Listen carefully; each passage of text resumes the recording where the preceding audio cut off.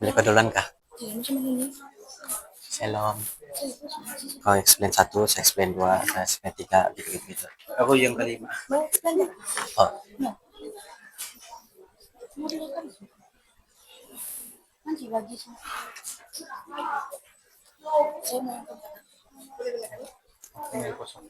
Aku yang kelima. Apa? Mana?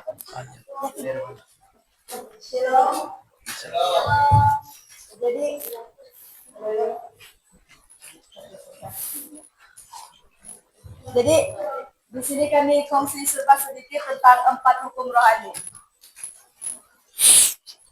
Oke, untuk pengetahuan 4 hukum rohani ini dia digunakan untuk kita mengatur hubungan kita di antara kita dengan Tuhan Allah kita.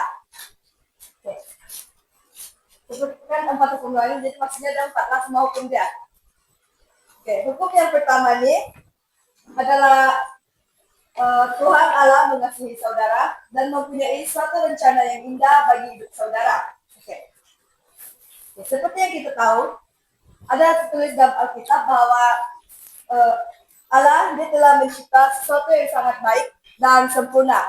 Contoh dia, kita seperti yang tertulis dalam Alkitab, kita ini dicipta sama seperti dirinya. Oke, di dalam Yohanes 10 ayat 10 ayat yang kedua, tetapi aku datang supaya manusia mendapat hidup, yaitu hidup yang berkelimpahan. Oke. Ini ayat ini dia bermaksud sesuatu kehidupan yang berarti dan penuh kebahagiaan. Jadi itulah hukum yang pertama. Jadi sekarang saya akan mengatakan hukum yang kedua. Hukum yang kedua berkata demikian. Manusia penuh dosa dan terpisah dari Tuhan Allah, sehingga ia tidak dapat mengetahui dan mengalami kasih dan rencana Allah bagi hidupnya. Dalam hukum pertama kita boleh lihat bahwa Tuhan mengasihi kita semua. Tetapi karena kita adalah manusia yang penuh dengan dosa, itu menyebabkan kita terpisah daripada Tuhan Allah. Jadi kita boleh lihat bukti bahwa manusia penuh dosa dalam Roma 3 ayat 23 yang berkata demikian. Karena semua orang telah berbuat dosa dan telah kehilangan kemuliaan Allah. Di situ kita boleh lihat karena kita adalah manusia yang penuh dengan dosa, kita kehilangan kemuliaan Allah. Kita tidak dapat mengalami kasih dan rencana yang Allah sudah sediakan untuk kita. Jadi manusia diciptakan untuk bersekutu dengan Tuhan Allah. Tetapi karena kekerasan hati kita, manusia bersusah, kita memilih jalan kita sendiri. Sehingga persekutuan kita dengan Tuhan Allah terputus. Menurut Alkitab, kekerasan hati untuk memilih jalan sendiri dan ingin bebas dari Tuhan Allah disebut dosa. Dan diwujudkan baik dengan sikap melawan walaupun dengan sikap masa bodoh.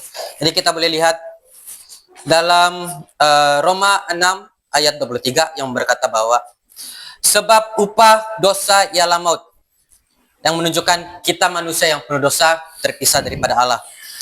Tuhan Allah itu maha suci, sedangkan manusia itu penuh dosa. Karena itu ada satu jurang pemisah antara Tuhan Allah dengan manusia, yaitu ada jarak besar dari antara manusia berdosa dan Tuhan Allah yang maha suci. Dia ada jarak yang besar. Manusia ini ingin mendekati Tuhan Allah, tapi disebabkan kita manusia yang berdosa, kita dengan sedaya upaya kita tidak mampu mendekati Tuhan Allah yang maha suci. Jadi manusia selalu berusaha untuk mencari Tuhan Allah dan kehidupan yang penuh kebahagiaan melalui usahanya sendiri, usaha kita.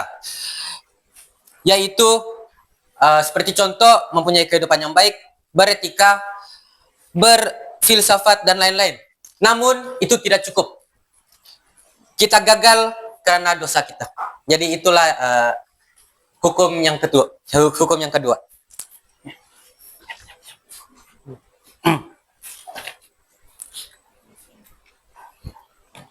Oke, hukum yang ketiga. Hukum yang ketiga adalah Yesus Kristus adalah satu-satunya jalan keselamatan yang telah ditentukan oleh Tuhan Allah untuk pengampunan dosa manusia. Melalui Dia, saudara dapat mengetahui dan mengalami kasih dan rencana Allah bagi hidup saudara.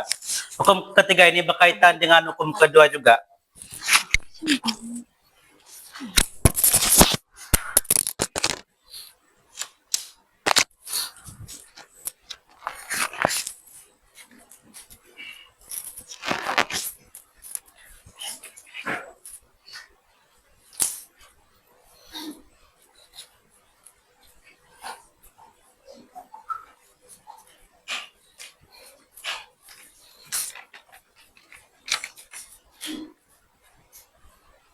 Di dalam Alkitab tulis Roma 5 ayat 8, akan tetapi Allah menunjukkan kasih-Nya kepada kita oleh karena Kristus telah mati untuk kita ketika kita masih berdosa.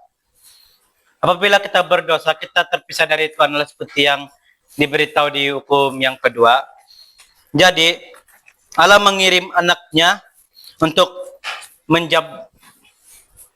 menjembatani jurang yang terpisah itu supaya manusia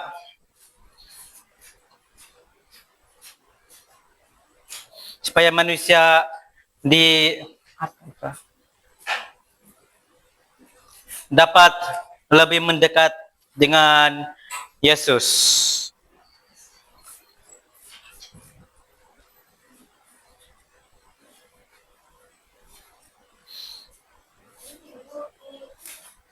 Itu saja hukum yang ketiga.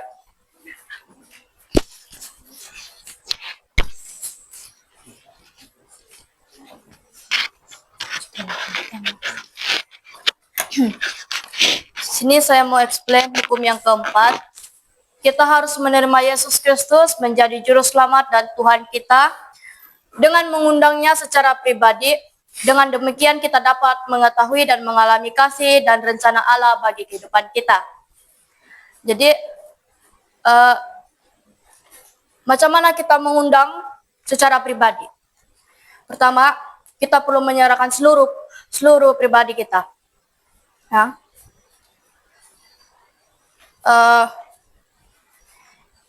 Kita perlu menerima Yesus Kristus dengan iman kita.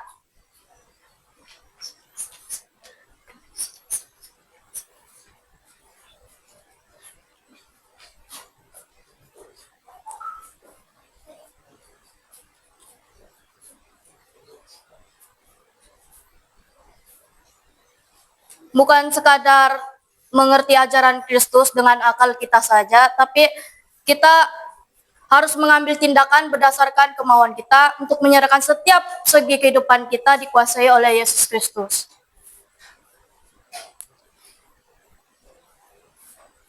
Sebab ada beza di antara kita